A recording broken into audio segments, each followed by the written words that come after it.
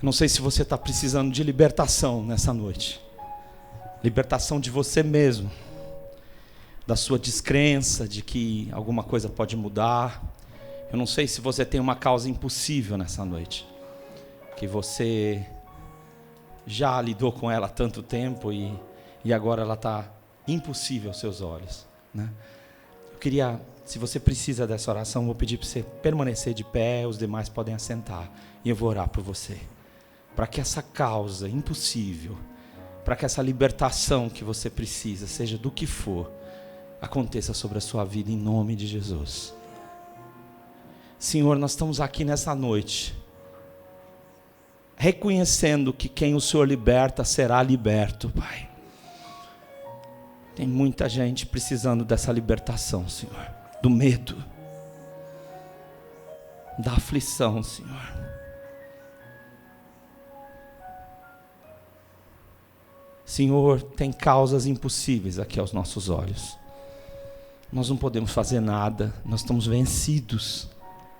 E não há mais recurso em nós para fazermos algo diferente.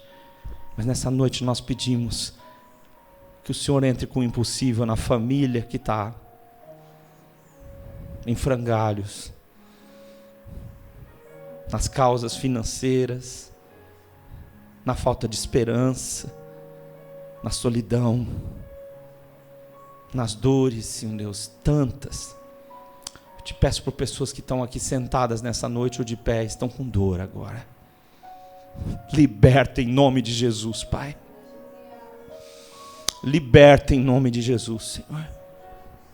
O Senhor não precisa de analgésico, o Senhor não precisa de remédio, tarja preta para operar.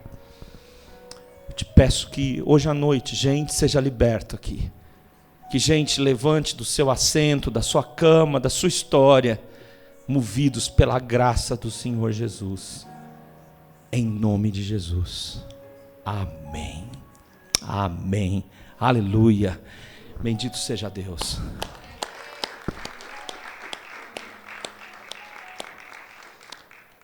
Pode se assentar e abrir a sua Bíblia em Efésios 1. Essa é uma das orações, é muito interessante como a Bíblia coloca orações para nós, para nos ensinar. Então essa oração está em Efésios 1,15. É uma oração que Paulo faz. E eu prometi para vocês que eu iria lentamente apresentando a região de Éfeso para vocês. E eu vou fazer isso, né? Não sei quanto tempo, a gente está indo num ritmo bom, assim. Na minha opinião, comparado com antigamente, acelerado até. Muito bem, Efésios 1, de 15 a 23, diz assim: desde que eu soube da sua fé, estou usando a nova versão transformadora, tá? Acho que é Mundo Cristão. Desde que eu soube de sua fé no Senhor Jesus e de seu amor pelo povo santo em toda parte, eu não deixo de agradecer a Deus por vocês. Em minhas orações eu peço que Deus, o Pai glorioso de nosso Senhor Jesus Cristo, lhes dê sabedoria espiritual e entendimento para que cresçam no conhecimento dele. Oro para que seu coração seja iluminado, a fim de que compreendam a esperança concedida àqueles que ele chamou e a rica e gloriosa herança que ele deu ao seu povo santo. Também oro para que entendam a grandeza insuperável do poder de Deus para conosco, os que cremos. E o mesmo poder grandioso que ressuscitou Cristo dos mortos e o fez sentar-se no lugar de honra à direita de Deus nos domínios celestiais. Agora ele está muito acima de qualquer governante, autoridade, poder, líder ou qualquer outro nome, não apenas nesse mundo, mas também no futuro. Deus submeteu todas as coisas à autoridade de Cristo e o fez cabeça de tudo para o bem da igreja. A igreja é o seu corpo, ela é preenchida e completada por Cristo, que enche consigo mesmo todas as coisas em toda parte. Queria compartilhar com vocês sobre o tema um coração iluminado. Um coração iluminado. As adjetivações e as construções do grego que estão aqui por trás do texto, elas geram uma certa dificuldade para a tradução. Então o texto fica muito pesado, porque o grego é uma outra língua, e a gente tenta verter para o português, mas nem sempre a gente tem tanta facilidade assim. E é por isso que a carta aos Efésios, alguns de vocês têm me procurado, dizendo, olha, tem ficado mais fácil de compreender. É porque a primeira coisa que a gente tenta fazer aqui é se aproximar do português e penetrar um pouquinho mais no conteúdo do que esse texto diz. Um coração iluminado. Coração tem sido visto na Bíblia e pelos autores dos textos antigos como a sede das emoções. Iluminação tem sido uma visão, principalmente, do começo da Idade Moderna, como a maneira de uma pessoa ser esclarecida. Então, um coração iluminado parece que é como se o coração tivesse um entendimento, que deveria ser a mente. Paulo está brincando com algumas palavras que têm um sentido exposto nesse texto, que eu queria compartilhar com você nessa noite, tá bom? Sobre o que é ter um coração iluminado. Em primeiro lugar, esse texto fala de que é uma oração. Ele está orando pelos Efésios e está pedindo para Deus que Deus dê sabedoria para os Efésios. E sabedoria como a dádiva da luz, tá? A luz divina. Que Deus conceda a vocês uma sabedoria, sabe? Em primeiro lugar, uma sabedoria que é como se fosse uma dádiva da luz de Deus sobre a vida deles. Por que isso é importante na carta aos Efésios? A cultura grega, na antiguidade, era a assinatura de um dos povos mais avançados, de um dos povos que havia extrema dificuldade de alguém compreender o tamanho ou a capacidade dos gregos nas artes, na navegação, na guerra, porque eles haviam sido os guerreiros que conquistaram o mundo todo por um período curto de tempo, na astronomia, na filosofia. Quando eu falo artes, na literatura, tá? Por incrível que pareça, eles são precursores de muitas e muitas coisas, mas, além de tudo isso, na medicina e em outras ciências. Eles avançaram muito. E os romanos, por mais que tivessem dominado a Grécia, eles ainda reverenciavam esse conhecimento. Então, eu queria apresentar para vocês um pouquinho. Éfeso sofreu um terremoto violentíssimo no ano 200, tão violento que destruiu a cidade, varreu a cidade. E a cidade, ela ainda lutou para se reconstruir, mas ela passou por outro terremoto, e só na década de 60 é que os turcos, tá, porque eles estão na região da Turquia, Éfeso fica na Turquia, é que eles reconstruíram com o que existia nas escavações. E vocês vão poder ver um pouquinho de Éfeso, e eu quero dizer que lá tinha uma biblioteca, que foi do ano 135, que mostra assim como eles eram gregos, como eles tinham orgulho do conhecimento deles. Vamos ver um pouquinho desse vídeo, que vocês podem ter acesso às imagens da Grécia, especificamente, hoje não é mais Grécia, é Turquia, mas de Éfeso hoje, ou seja, agora. A coisa que a gente está vendo aqui logo de cara é um teatro enorme, gigantesco, construído no ano de 125 depois de Cristo.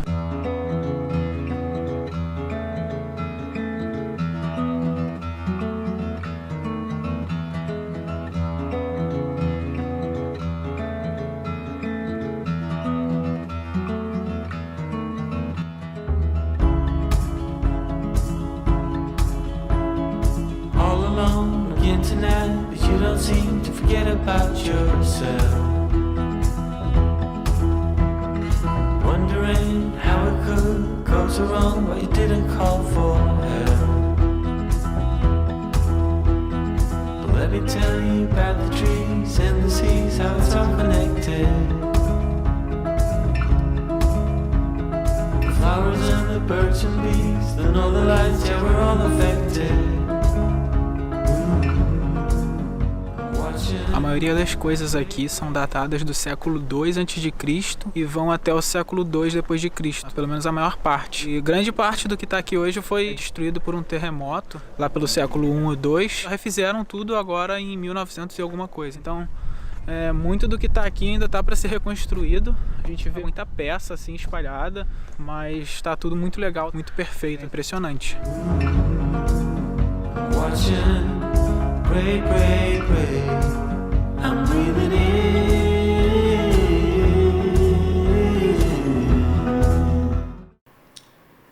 Lembram quando a gente começou, na primeira mensagem, acho que 6 semanas atrás, que Paulo chegou numa cidade, ele se vestia como um judeu, não era uma roupa de grego, tá? E tinha um estilo que evidentemente dizia que ele tinha uma origem judaica, apesar de falar fluentemente o grego. E ele chega numa cidade que é uma cidade que conhece muita coisa, que tem um conhecimento arquitetônico, que tem um gosto, que ele chega numa cidade onde a relação com Roma é forte. Essa biblioteca vai ser dedicada a Celso, um cônsul romano, e é uma cidade, vamos dizer assim, cosmopolita. E chega o Paulo lá e ele começa a pregar a mensagem e diz: olha, eu oro por vocês, Efésios, que moram na cidade de São Paulo, uma cidade cosmopolita, né? De muitas artes e muitas culturas, do MASP, né? Que está aí para mostrar na Avenida Paulista. E eu vou pedir a Deus que Deus dê uma sabedoria a vocês que os gregos não têm. Os gregos tentam entender e os judeus esperam milagres, mas eles não conseguem entender isso. Então eu peço que Deus dê uma sabedoria para vocês. E ele começa falando em primeiro lugar da luz da gratidão. Ele diz: olha, quando eu lembro de vocês, versículos de número 15 e 16, eu dou graças a Deus pela fé de vocês. Se você quer ser uma pessoa sábia, aprenda a agradecer. Murmurar não vai tornar você uma pessoa sábia. Murmurar fecha portas. Fecha inclusive as portas que estão abertas. Então às vezes você está com uma porta aberta para você, mas você começa a reclamar. Você começa a não ver nada que Deus está fazendo. E de repente a porta fica fechada. Então, se você quer se tornar sábio, seja grato. Eu estou grato pelo que Deus está fazendo em vocês. Eu oro a Deus, mas eu começo agradecendo, valorizando o que vem de Deus. O que é que vocês têm aí que veio de Deus, né? Eu soube da sua fé e do seu amor pelo povo santo. Então isso veio de Deus, é de Deus. E eu estou grato a Deus por isso que Ele está fazendo no meio de vocês. Sabe, não foram vocês, Deus é que fez. Mas eu sou grato. E o amor que vocês têm. Eu e você precisamos valorizar o amor. Nós estamos vivendo um mundo com muito desamor. A violência está substituindo o amor. E as pessoas estão dizendo que o amor só acontece dentro da nossa casa. Mas a gente ouve as notícias que o amor não está acontecendo nem dentro das casas. Violência doméstica também está acontecendo. Então ele diz: olha, vocês amam as igrejas. Então eu agradeço a Deus porque eu sei que há amor no meio de vocês. E gente, eu queria falar uma coisa: se a gente quer aprender a ser uma igreja de Jesus, a gente precisa amar. Você precisa tirar a sua barba de molho, né, que é uma como é que chama? Um termo usado muito antigamente. Você precisa tirar a sua barba de molho, você precisa sair dos bastidores e deixar que seu amor flua. Não economize o amor. Ele diz: olha, eu agradeço a Deus pelo amor que vocês têm por todo o povo santo, todo o povo que Deus vai chamar, né? E ele diz o seguinte: desde que eu soube da fé de vocês, eu não deixo de agradecer. Agradeça em todo o tempo. Agradeça quando tiver aquela carne que você gosta na sua casa, mas agradece também pela sardinha, entendeu? Não sei que sardinha é, né? Mas agradeça também pelas pequenas coisas, sempre. Quando eu e você começamos a agradecer, portas que estavam fechadas começam a se abrir. Porque pessoas ingratas não conseguem ver o que nós cantamos aqui, que Deus é bom. Deus é bom, mas não foi comigo, né? Parece uma música popular, não sei se você conhece, né? Deus é bom, mas não aconteceu comigo. Então eu e você precisamos agradecer sempre. À luz que esse texto fala, eu oro a Deus para que o coração de vocês seja iluminado. Essa luz vem de Deus, mas vem para o seu coração. Por quê? Porque o coração é o lugar que Deus sonda mentes e corações. Então Deus está sondando o que tem o seu coração. E às vezes tem uma região que está sombria aí, dominada pela tristeza, pela ingratidão, pela incerteza, pela ansiedade, sabe? Por uma série de sentimentos destrutivos, e está muito escuro. Deixa a luz de Deus entrar, porque Deus vê o seu coração. Existe uma razão que vem do coração, porque ela fala da entrega, de você se entregar. Ele diz assim, voltando só para você saber, oro para que o seu coração, o coração de vocês, Efésios, seja iluminado, a fim de que vocês compreendam a esperança. Nosso coração precisa ser tocado, porque se nós nos tornarmos cristãos que acreditam que conhecem muito da Bíblia, que acreditam que tem uma moral muito superior aos outros, nós nunca vamos entrar na cidade de Éfeso, porque Éfeso é um lugar de conflitos, é um lugar de grande conhecimento. Então a fé, aliás, o conhecimento desassociado da fé, ele gera vaidade, e gera uma ilusão de cristianismo, de fé em Deus. Então eu oro a Deus para que o coração de vocês seja alcançado, não a mente de vocês só, mas um culto racional, um coração que tem luz, que não está só batendo, sentindo emoção, mas que também tem razão. Verdadeira sabedoria, segundo o versículo 18, é compreender a esperança.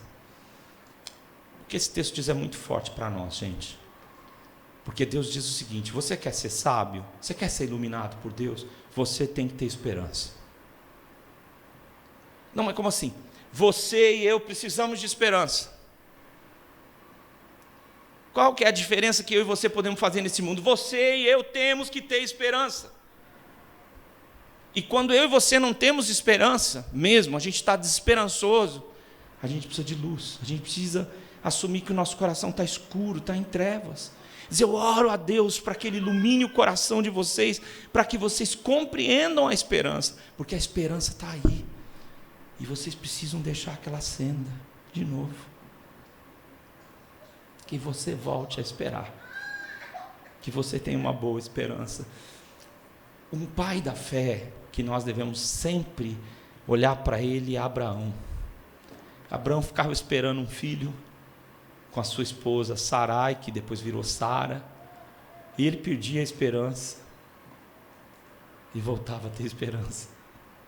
Chegou um momento que o livro de Romanos diz que Abraão, esperando contra a esperança, a esperança dele, toda a esperança que ele tinha já não servia mais, ele ficou velho. Então ele estava esperando contra a sua própria esperança, numa esperança superior, que é o próprio Deus. Talvez você e eu hoje possamos ter já gastado os nossos créditos. Gastar ficha é antigo, tá? Nós gastamos o nosso crédito e a gente está sem esperança. E aí a gente fala, pô Deus, o que vai acontecer? E ele diz, eu oro a Deus para que vocês entendam que existe esperança. Existe esperança. Se tem uma diferença que a fé em Deus tem, é crer. É dizer, existe esperança. De verdade. Sabe? E eu creio de coração, que é esse amor que eu e você podemos ter pelas pessoas que Deus ainda vai chamar, povo santo. E essa fé, essa esperança, é que pode mudar o mundo. Você encontra um garoto, olha para ele descalço, repetindo o discurso que os pais ou as pessoas que estão explorando aquela criança no semáforo disseram para ela repetir. E você pode ser agressivo contra aquela criança, até esquecendo que ela é uma criança, que às vezes não chega na altura do vidro do carro, ou não chega na sua cintura se você estiver na rua. que você ainda pode dizer para ela que existe esperança. Que em Deus, que é a esperança, existe esperança. E eu quero dizer para você que na minha vida, de forma singela, proclamar esperança para algumas pessoas, em nome de Jesus, mudou a vida delas. Eu e você precisamos compreender a esperança. Eu oro a Deus para que vocês tenham sabedoria espiritual, diz o versículo de número 19. E que sabedoria espiritual é essa? Né? Para que entendam, é o 19 sim, mas começa no 18, que diz assim: oro para que Deus, o coração de vocês seja iluminado, a fim de que vocês compreendam a esperança concedida àqueles que Ele chamou, a rica e gloriosa herança que Ele deu ao seu povo santo. E oro também para que vocês entendam a grandeza insuperável do poder de Deus. Versículo de número 17. Em minhas orações peço que Deus, o Pai glorioso de nosso Senhor Jesus Cristo, lhes dê sabedoria espiritual. O que é sabedoria espiritual? É o que Deus pensa. Não é o que você pensa, não é o que o economista-chefe do Banco Central do país mais rico pensa, mas é o que Deus pensa. Isso é sabedoria espiritual. É como Jesus agiria. Como Jesus agiria se Ele estivesse aqui no meu lugar. Qual que é o plano de Deus para isso que está acontecendo? Se eu e você buscarmos sabedoria, nós vamos intervir nesse mundo. E vamos falar coisas que nem nós queremos falar. E vamos trazer esperança que nós não possuíamos. E vamos ver e falar coisas que Deus está nos concedendo. Eu oro a Deus para que vocês tenham sabedoria espiritual. Eu não oro a Deus, e uma preocupação ao longo dos anos, como expositor da Bíblia, é não trazer para vocês, tem pregador que todo domingo ele tem uma manchete de jornal para ele trazer aqui. E aí ele vai fundir a manchete de jornal com o que ele quiser falar e um pouquinho de Bíblia. Não, eu oro a Deus para que nos dê sabedoria espiritual. Como é que Deus vê o que está acontecendo? Como é que Ele quer agir? O que Jesus faria se Ele estivesse no meu lugar? Sabedoria para compreenderem que vocês são herdeiros de Deus, diz o texto. Sabedoria para vocês compreenderem, diz o verso 18, que vocês são herdeiros de Deus. Muita gente está preocupado por ser herdeiro de Deus com os milagres de Jesus. Falar isso aí, Jesus fazia milagre, vai acontecer um milagre na minha casa. Todo mundo quer os milagres de Jesus, mas não quer viver como Jesus vivia, né? Só quer a hora do milagre. O sofrimento, a cruz, não, isso aí não. O milagre eu quero. Então, se eu quero ter sabedoria para ser um herdeiro de Deus, eu também tenho que ter sabedoria para viver como um filho de Deus, desejando as coisas que um filho de Deus deve desejar, e me arrependendo de desejar coisas que eu não deveria estar querendo para mim. Mas é inegável que você é herdeira de Deus, herdeiro de Deus, e que você precisa ser sábio para ver como usar essa herança que o Senhor vai te conceder, que ela é eminentemente espiritual, mas ela se reflete na sua vida, nesse mundo, em tudo que você pensa e que você faz. Mas é também uma sabedoria emocional, sabe? Porque rogo a Deus que ilumine o coração de vocês. Hoje em dia, gente, está surgindo uma geração que ela é online. Online o cara escreve, você fala, nossa, tem um leão ali, cara. Aí você marca uma conversa presencial. O leão fica em casa e vem o gatinho. Aí fala aí, ele fala, não, cadê o leão, aquele rugido? O cara não consegue conversar, porque ele não sabe conversar, ele não conversa. Mas no virtual ele é, nossa, um animal, né? Mas ele é um animal de estimação, né? A gente está vivendo um tempo que as pessoas estão emocionalmente em conflito. E procurando, não um trabalho que lhes dê recurso, simplesmente, mas que as faça felizes. Essa é uma coisa bonita dessa nova geração que está surgindo. Mas eu preciso entender que se eu faço parte do povo de Deus, você está sentado aqui, você precisa desenvolver algumas coisas. Você não precisa ter um relacionamento com Eli Moreira. Eu até gostaria que a gente se aproximasse, mas eu não vou poder estar próximo de todas as pessoas do mundo, eu não sou Deus. Emocionalmente você precisa abrir seu coração. Pedir às pessoas que orem por você por coisas pequenas. Talvez você tenha um calo aí, você tenha problemas muito graves, mas tem um calo que está te incomodando aí, e as pessoas podem orar pelo seu calo, pode começar pelo seu calo. Quem sabe um outro dia você vai dividir alguma coisa do seu coração. É preciso que a gente se envolva. O cafezinho não é para decidir quem vai trazer bolo. Aliás, tem muita gente que não está trazendo bolo, hein? Depois eu vou puxar a orelha de vocês.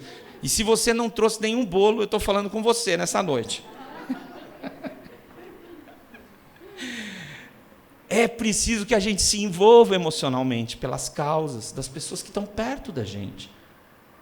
Porque senão a gente vai ficar completamente insensível. E como ter um coração iluminado se ele não sente nada? E por que nós não sentimos nada? Porque a pandemia nos treinou a nos protegermos. E você colocou uma máscara emocional nas suas relações. E eu queria dizer que Deus abençoe a igreja através de você. Você que está sentado aí. Hoje à noite você podia pôr a mão no ombro de alguém e fazer uma oração rápida por ela. Não porque eu mandei, mas porque você é o corpo de Cristo e você é atuante. Por isso Deus fala, eu quero que Ele ilumine o coração de vocês, para vocês voltarem a pulsar, para amar pessoas, para intervir com o que está acontecendo aí fora. Em segundo lugar, eu oro a Deus para que vocês tenham autoridade espiritual.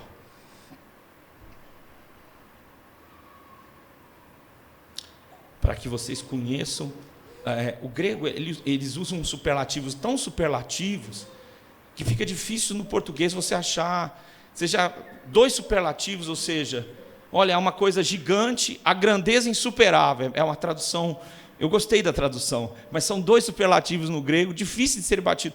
Há uma grandeza, é uma coisa de uma dimensão incalculável e transbordante. Está vendo como fica difícil de traduzir? Eu oro a Deus para que vocês vejam, entendam qual é o poder de Deus, como o poder de Deus é. Só por meio da oração. Eu oro. Para você experimentar o poder de Deus, você precisa entender que Deus não quer pessoas poderosas, né?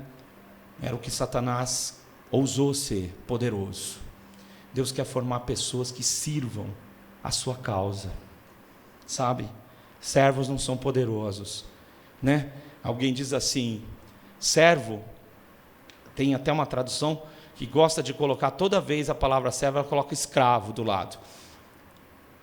Não é tão boa assim, porque o servo, todo súdito é um servo.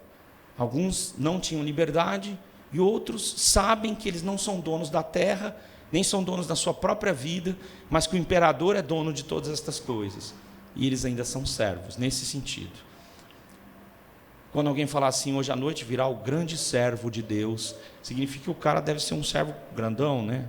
Ou 200 quilos. Grande servo, só pode ser isso, porque servo não é grande. Servo é pequeno. Grande é o Senhor. Então, não peça a Deus para ser uma pessoa poderosa, porque muito provavelmente você vai fazer muita besteira. Tem gente que não precisa de muita coisa, só um banquinho. Dê um banquinho para ele e o discurso começa. Tudo será diferente, porque eu agora, né?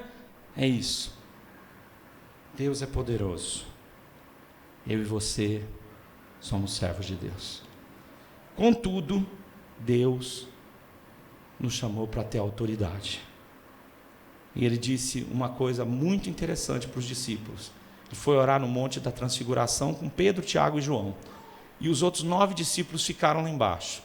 E apareceu uma criança, um jovem endemoniado.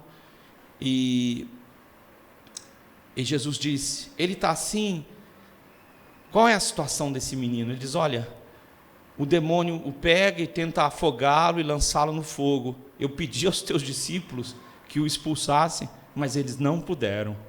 Mas se tu podes, ajuda-me. E Jesus disse, se eu posso.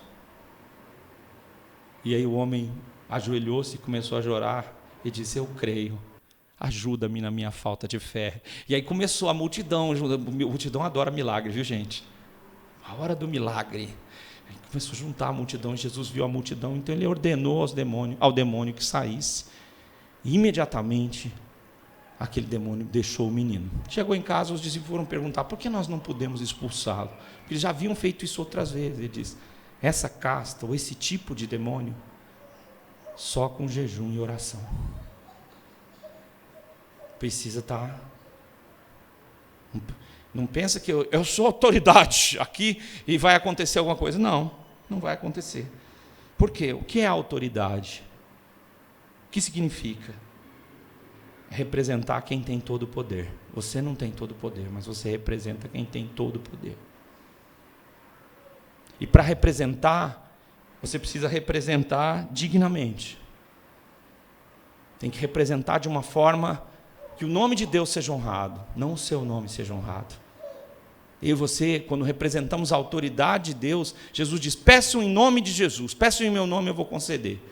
Não é pelo seu poder, não é porque você é bonzinho, mas é na autoridade de Jesus. Então você precisa representar com dignidade, como ele faria. Sabe, há pregadores que às vezes são traduzidos, são pessoas que têm uma mensagem muito abençoada, e eles vão às vezes pregando no mundo inteiro, e um deles uma vez estava sendo traduzido por um intérprete, e o intérprete era muito ágil, mas faltava calor, faltava alguma coisa. E chegou um momento, aquele pregador voltou-se para o tradutor e disse: foi só isso que eu disse? Virou-se para o tradutor e disse: foi só isso que eu disse? O tradutor não entendeu, mas o que ele estava dizendo é o seguinte: as palavras são as mesmas, mas não tem autoridade. Nós temos um grave problema no nosso país. Quando a gente ouve a palavra autoridade, a gente já fica com medo. Nossa, quem que é? Vai matar. Autoridade é alguém que quer dizer que é maior que eu. A autoridade de Deus, de Jesus, é para salvar, é para redimir, é para transformar. E eu e você temos que ter essa autoridade. O verso de número 19 diz o seguinte: também oro para que entendam a grandeza insuperável do poder de Deus. O poder de Deus é insuperável. E então, quando você fizer uma oração: Senhor, o gerente do banco prometeu para mim um juro de 20% ao mês. Senhor, conceda que ele me dê o empréstimo. E o Espírito Santo intercede com gemidos inexprimíveis. Não, Senhor, isso vai acabar com ele. Não deixa ele fazer isso. Muitas pessoas pensam que para Deus agir, ele precisa de algo pré-existente. Então eles ficam pensando, enquanto estão orando, num network: Senhor, usa fulano de tal para me abençoar. Sem problema nenhum. Só que Deus não precisa do seu network para te abençoar. Senhor, eu estou sem namorada, Senhor, eu preciso fazer uma lista de oração. Quem eu conheço para pôr na lista das namoradas possíveis?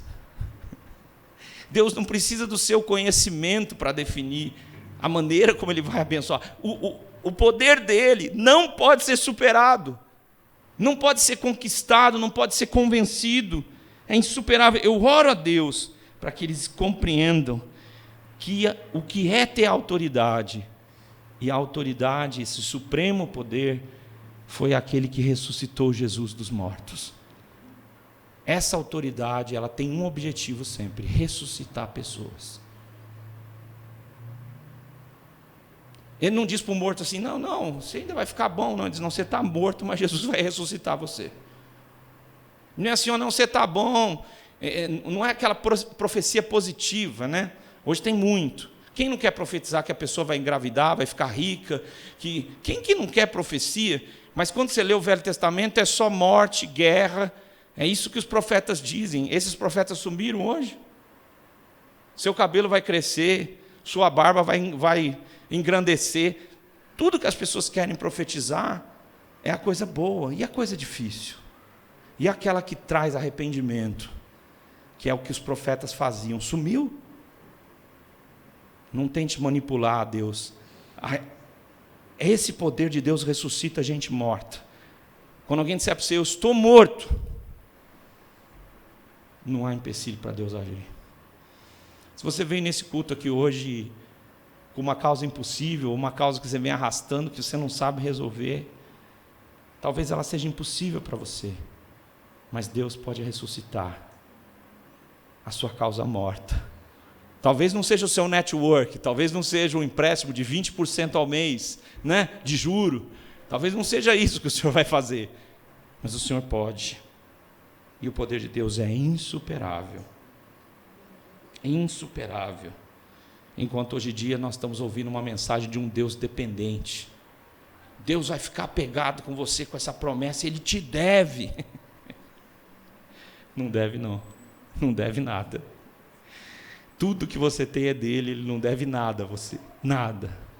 Deus não está dependente. Diz o texto, verso de número 19. É o mesmo poder grandioso que ressuscitou Cristo dos mortos e o fez sentar-se no lugar de honra à direita de Deus nos domínios celestiais. Também oro para que entendam a grandeza insuperável do poder de Deus para conosco, os que cremos. É poder por meio da fé. Textualmente, os que cremos está num particípio no grego, que é traduzido por português é um gerúndio, é os crendo, os que se mantêm crendo. Deus vai operar com autoridade através de pessoas que creem. E talvez a primeira coisa que eu e você, quando estamos orando por uma causa, nós devêssemos concluir é que eu não creio. Estou te pedindo, mas eu não creio. Ajuda-me na minha falta de fé. E de que tamanho é a sua fé? Eu queria falar um pouquinho disso, porque é um assunto que vem...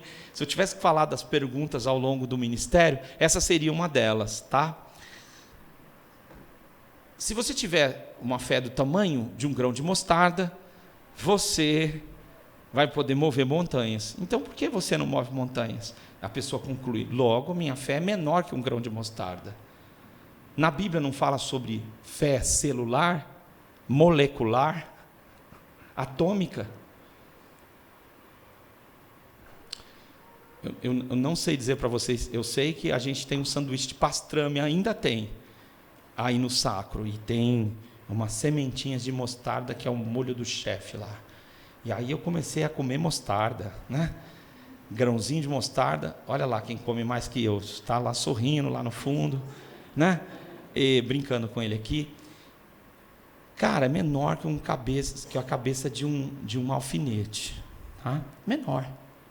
Será que você tem uma fé menor que isso? Por isso que não acontece nada? Ou será que você não exercita a que você tem? Porque nós já aprendemos semana passada que fé vem de Deus. Pela graça de Deus é que nós somos salvos. Então já existe uma fé aí que está sem uso, que está querendo fazer network, que está querendo fazer Deus assinar um cheque que vai resolver sua vida, e Deus está olhando para isso e fala, pô, quando é que esse cara vai crer em mim? Diz o verso de número 19, com vocês, os que creem. Eu quero operar, mas você precisa crer. Você precisa crer. Você não precisa crer no seu potencial, nem precisa acreditar que a sua fé é microscópica. Você precisa exercer sua fé.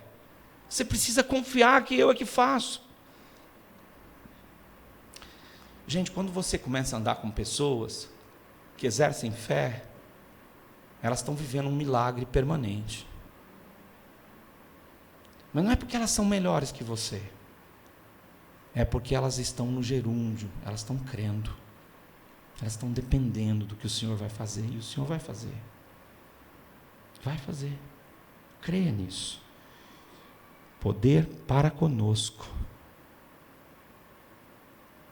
A primeira coisa que Deus tem que fazer, o poder dele tem que agir, é dentro de você. Porque está muito duro o seu coração, Deus vai ter que agir lá e mudar seu coração para você começar a entender que Ele pode. Eu gosto dessa frase. Vamos repetir? Ele pode. Vamos lá? Ele pode. Eu não estou dizendo que eu e você podemos, estou dizendo que Ele pode. Ele pode fazer o que é impossível. E como nós vimos, o que Ele pode ressuscitar. Você está com um caso morto, não tem como fazer, E Deus entra com ressurreição, opera a ressurreição. Deus pode fazer absolutamente tudo, tudo, mas Ele age através de pessoas que creem. Numa época que eu estava sendo muito convidado para falar em acampamentos, eu acho que eu era o pastor novo, eu era o pastor novo mesmo, casa dos 20 anos, eu estava sendo muito convidado, e uma menina que tinha trabalhado bastante com Vencedores por Cristo, e trabalhava com Vencedores por Cristo, me convidou para um acampamento. E aí, faltando uma semana para o acampamento, ela me ligou, dizendo: olha, você viu que foi decretado que não vai ser feriado mais? Mas eu creio pela fé que nós vamos ter o acampamento, porque o Senhor vai transformar vidas, nós te convidamos há 6 meses e tal. E eu fiquei ouvindo aquela menina falando: você crê em Deus? E eu falei para ela: eu creio em Deus, mas não respondi, mas no que você está dizendo, eu pensei comigo, vou riscar na agenda.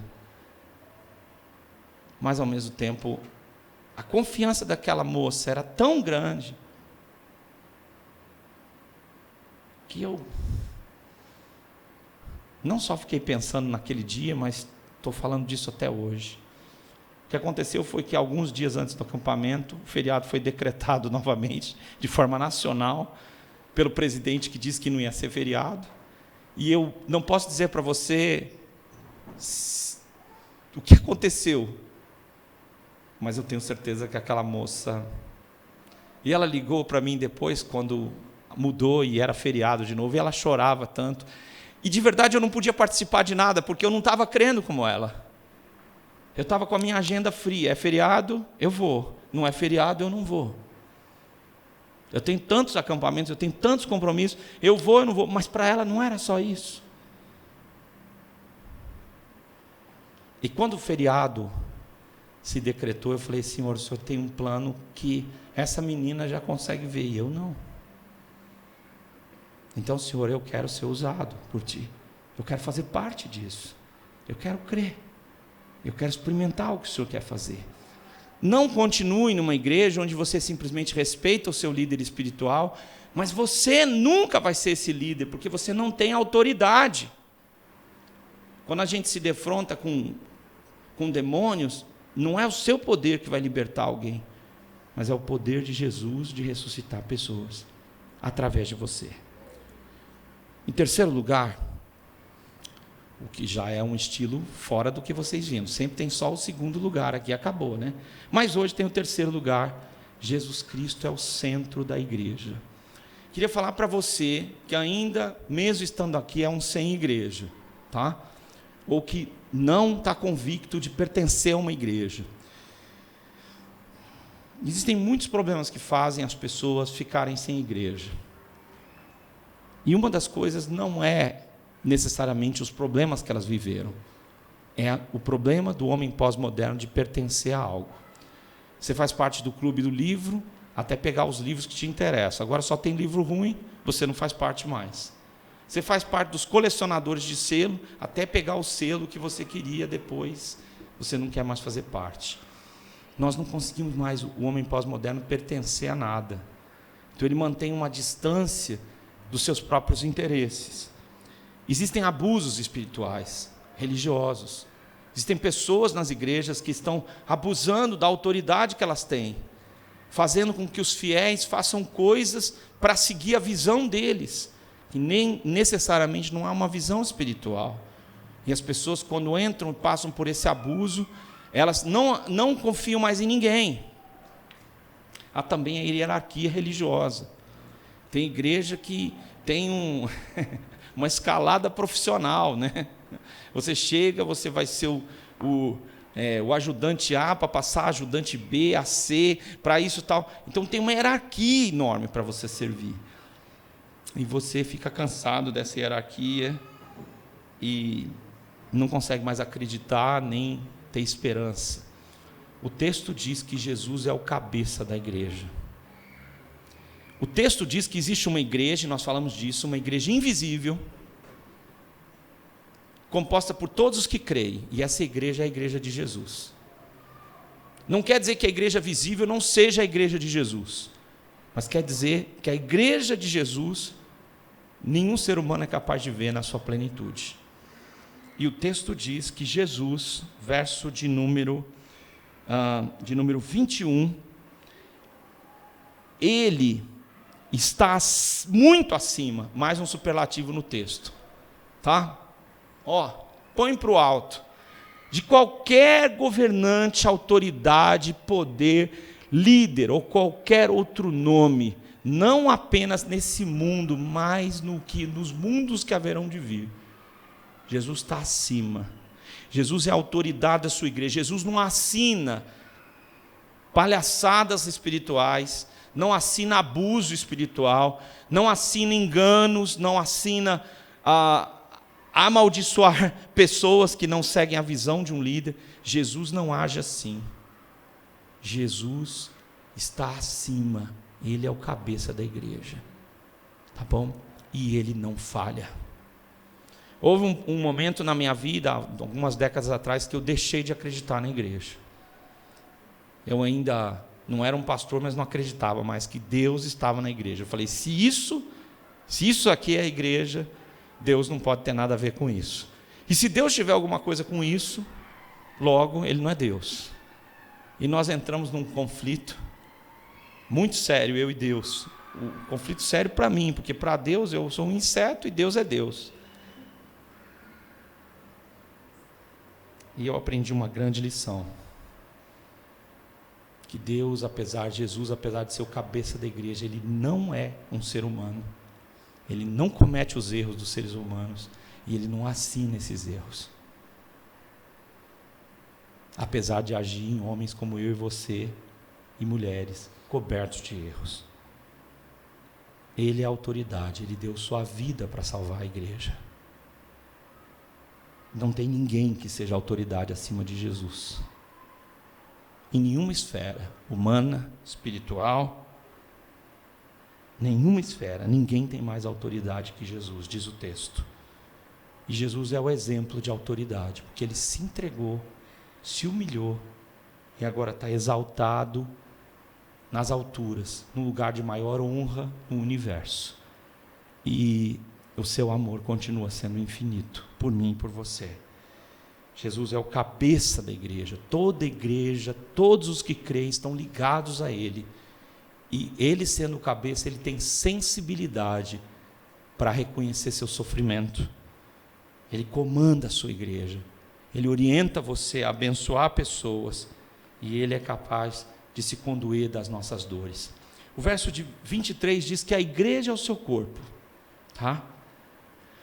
Deus submeteu, 22, todas essas coisas à autoridade de Cristo, e o fez cabeça de tudo para o bem da igreja, não para o bem dele, porque Deus não precisa de nós.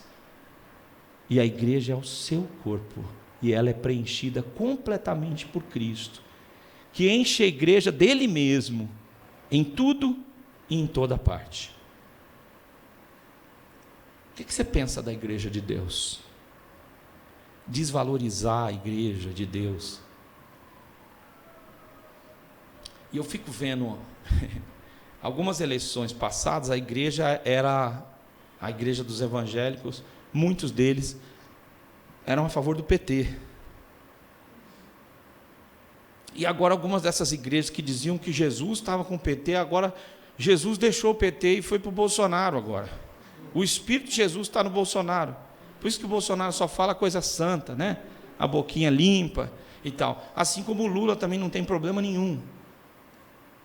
O que essas igrejas engajadas elas estão fazendo? Elas estão tornando o reino de Deus o reino dos homens. Mas se você vê todas essas coisas erradas, você diz, eu não vou mais pisar na igreja. Porque a igreja está cheia de gente imperfeita como eu. Quando você disser isso, você está dizendo que Deus não pode agir através das pessoas. Isso é mentira. E eu acho que um dos atributos de Deus mais incríveis é a capacidade de crer ou de investir em nós. Do ponto de vista espiritual, Deus olha para nós, faz uma radiografia e diz, é Bolsonaro, é PT, é isso que vocês acreditam? Então eu desisto de vocês, que não é possível. Que vocês acreditam que eu seja um homem. que eu seja um partido político, eu desisto. Era o que Deus poderia fazer, mas não é o que Ele faz. Pelo contrário, Ele continua investindo em nós. Então dizer que Cristo não age, que Ele não está atuante na vida de pessoas, não importa o ambiente onde elas estejam, o lugar onde elas estejam, é diminuir a atuação de Deus. Mas nós temos que lembrar que Cristo está na igreja. E quando você começar a atacar a igreja, você não está fazendo um serviço para Cristo. Jesus prometeu que Ele vai preencher a sua igreja com a sua presença. Que os atributos deles vão ser vistos na igreja. E para isso acontecer tem que ser multiforme. Tem que ter gente cantando, gente orando, tem que ter um pouco dessas coisas todas acontecendo. Gente ministrando, gente tendo paciência, gente tendo misericórdia. Deus vai preencher a igreja com tudo que é necessário, com o seu caráter, com quem você é, com a sua presença. Ele vai encher a igreja de graça, porque é o que nós precisamos, da graça de Deus, em todo lugar. Ele não vai agir aqui nos jardins, não vai agir no Capão, não vai agir no Brasil só. Ele diz que em todo lugar, com todo tipo de pessoa. Não, essas pessoas não vai agir. Não vai agir, vai. Porque não sou eu nem você que definimos como Deus vai agir e onde Ele vai agir, quem Ele vai usar e quem Ele vai transformar. Nós temos que esperar que Deus faça pela sua igreja. Então, ao invés de vir com um pensamento derrotista, de que Deus não pode agir na sua igreja, lembre-se que Jesus é o cabeça da igreja e que seu poder é insuperável e que Ele quer conceder sabedoria para nós, no meio de um mundo tão cheio de aparente sabedoria e conhecimento. Ele veio para mudar a sua vida e encher você da pessoa de Jesus, para que o mundo creia.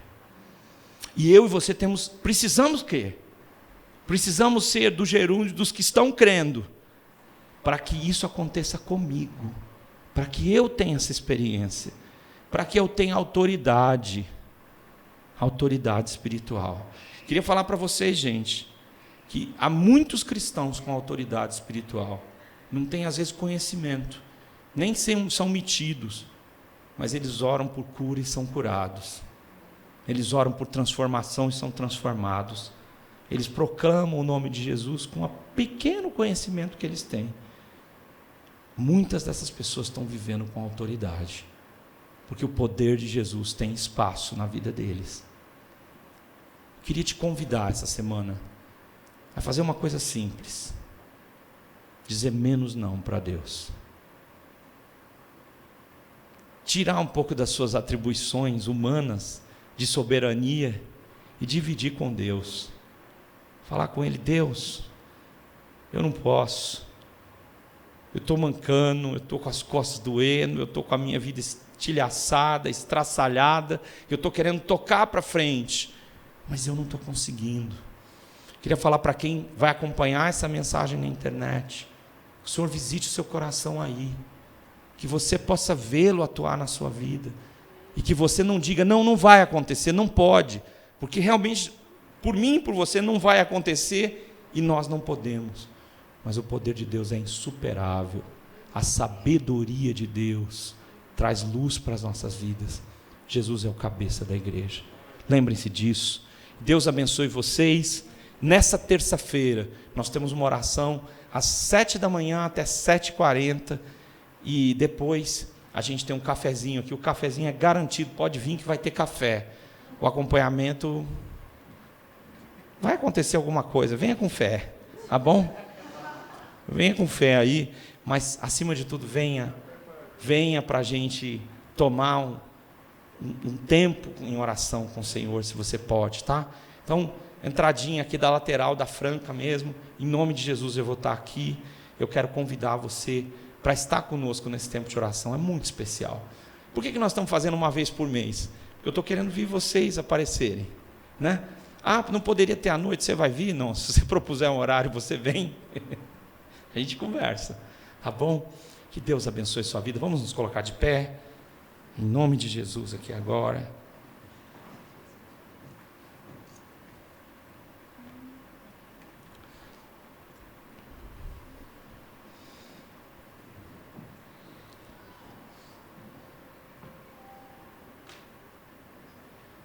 Antes da gente orar, gente, nas próximas semanas nós estamos planejando voltar com o projeto Redenção em definitivo.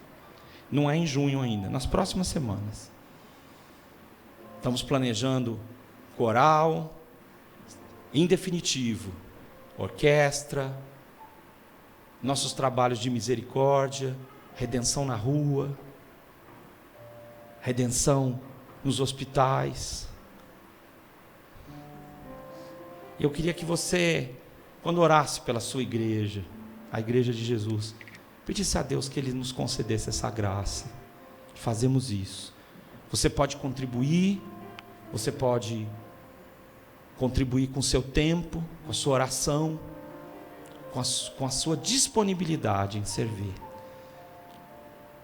O Senhor já fez tantos milagres de nos colocar aqui, né? Tantos milagres. Estava tudo tão difícil na pandemia. O que será que o Senhor não vai fazer por nós, meus irmãos? Vamos orar. E nós precisamos que você se envolva. Não só financeiramente, mas com você mesmo. Porque eu já estou lidando com grupos de convertidos, de pessoas novas, discipulados. E às vezes você fala assim, o lugar não está cheio. E que quando estiver cheio? Se você continuar fazendo o que você está fazendo, como que vai ser? Eu creio que o Senhor vai fazer, e eu quero convidar você a crer também, para que você faça parte disso, porque senão você vai fazer que nem eu. Vai ser feriado mesmo? Que Deus te abençoe, que Ele te leve em paz, que Ele te guarde.